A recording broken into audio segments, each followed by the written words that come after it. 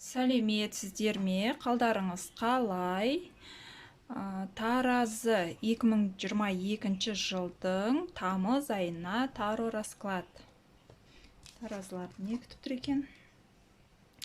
Так, четверка жезл.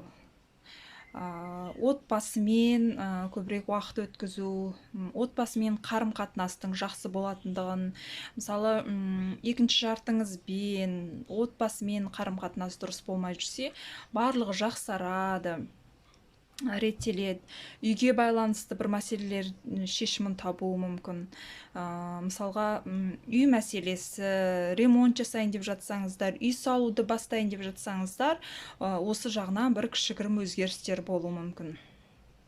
Және де бір той томалақ, жиналу, қонаққа бару, бір праздник, бір нәрсені тойлату бар.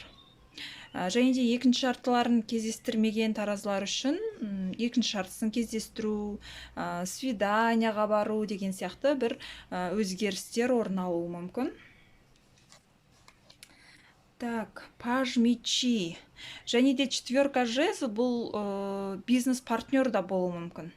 Мысалы, бір іс бастайын, бір бастама жасайын деп жатсаңыз, жаныңызға бір адам бизнес-партнер ретінде қосылуы мүмкін. Коллективпен жұмыс жасауыңыз мүмкін. Келесі, паж мечи.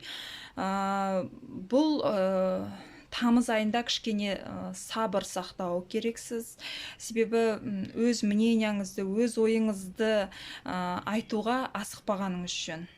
Резкий болмау керек бұл жылы. Себебі бұл жаңағы бірден айтып тастау, бірден ойланбай шешім қабылдай салу оңай әрине, бірақ та артынан өкініп қалуыңыз мүмкін, артынан ойланып қалуыңыз мүмкін. Сондықтан бір шешім қабылдарда, маңызды әсіресе шешім қабылдарда асықпай ойланып қабылдағаныңыз үшін. Және де бір жаңа бастама, жаңа бір өзгерістер болуы мүмкін. Маг, старший аркан. Бір жаңа бастама болуы мүмкін. Себебі бірінші карта бұл старший аркандардағы. Және өз еңбегіңіздің нәтижесін көру. Единичка бұл маг, адамның қолынан бәрі келеді. Бұл айда бір маңызды істеріңіз, маңызды жұмыстарыңыз қолынан келмейді деген нәрсенің өзі қолыңыздан келуі мүмкін. Барлық істеріңізді, мысалы, барлық күш-жігерлеріңізді жинап, бір істі бастап кетсеңіздер, жасап кетсеңіздер, барлық қолыңыздан келеді. Жаңағы бұл шексіздік, яғни бір бастама бастап жатсаңыз, ақша жағынан да результат болады. Өз еңбегіңіздің нәтижесін көресіз. Жаңағы өзіңіздің қандай мықты еңбекқор жұмысшы екеніңізді де жаңағы өз ісіңіздің результатын көрсете аласыз.